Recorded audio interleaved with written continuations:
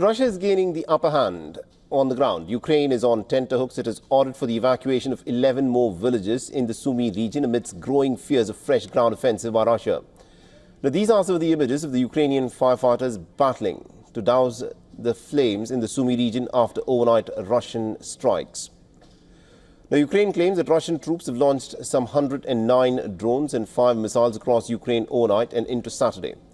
With the fresh evacuation order in place, the total number of settlements facing evacuation in Sumy, which borders Russia's Kirsk region, has now increased to 213.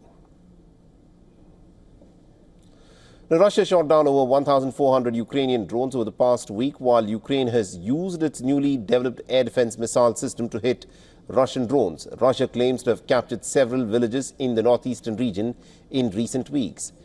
It has amassed more than 50,000 soldiers on the side of the border. Now, the back-and-forth attacks come as the prospect of continued peace talks between Russia and Ukraine remain uncertain. This as Washington is calling on both countries to end the 3-year-long war as soon as possible. You and your team deal with a very stubborn Vladimir Putin. Yeah.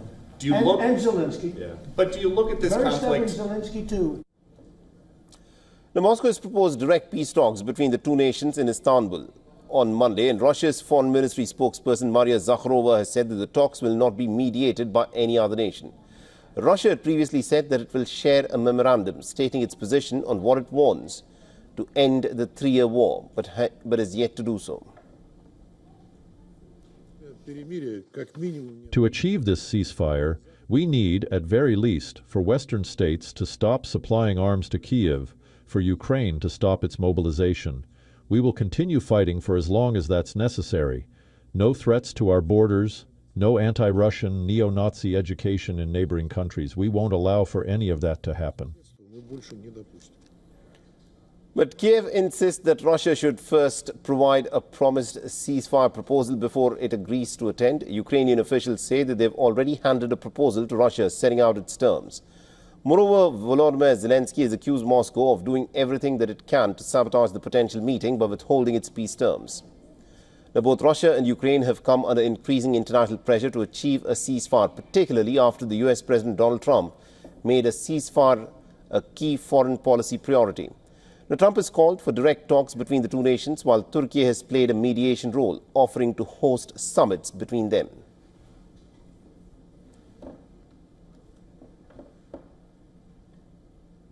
All right, now joining us in the broadcast, we've got retired Colonel Rich Outzen, who's a senior fellow at the Atlantic Council and the Jamestown Foundation, is joining us live on this broadcast. Colonel Outzen, the fact that the peace talks between Russia and Ukraine have not progressed in the manner that one expected does not come as a surprise. But talk to us a bit about, the expectations that are being laid out, where Ukraine says that it will attend these peace talks provided the Russians open their cards out first and put down their side of the bargain.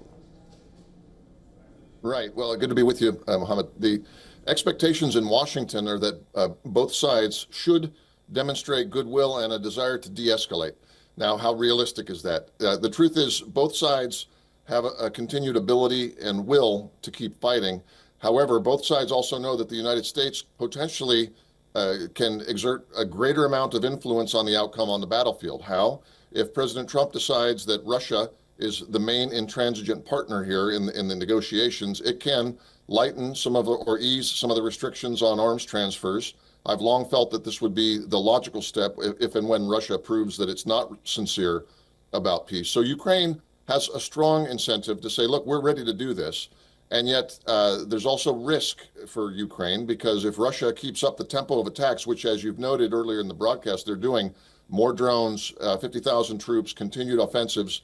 If the Ukrainian people start to lose sort of that fighting spirit, that intransigence on their own at the tactical level, then there's a battlefield risk. So it's a very tricky situation, and I can only hope that President Trump continues to press both sides in order to reach an agreement. Interesting. Now, also, I want you to weigh in on this recent comment that was made by Donald Trump, the President of the United States, where when he was asked about whether Russia is serious about striking a peace deal with Ukraine, he said that we've got to give them 2 weeks. We'll get to know whether Russia is tapping the United States along. Do you think it's taken a lot longer than what a lot of people would have expected, that Trump would know that probably Russia is perhaps not negotiating in good faith? Well, I think so. I think President Trump, and with some reason, is trying to test the theory that there is rationality still in Vladimir Putin's brain, so that Vladimir Putin is not just blindly stumbling forward until his country is exhausted or somehow he wins. I think President Trump believes that Putin has some reasons for his skepticism other than just imperial grandeur. So does he really feel threatened by the potential accession to NATO of Ukraine? Does he really feel that some of the anti-Russian, as he perceives it, sentiment in Ukraine is a threat? Maybe.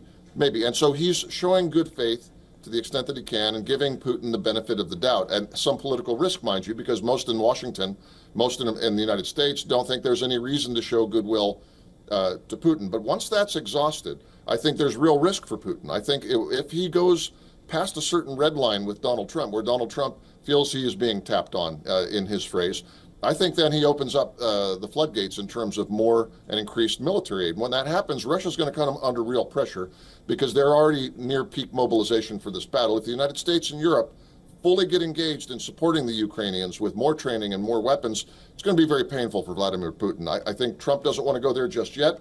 He's testing the theory, and I think he's right to do so. All right, we'll have to leave it there. Thank you very much indeed, Colonel Ladson, for joining us with that perspective there. Thank you.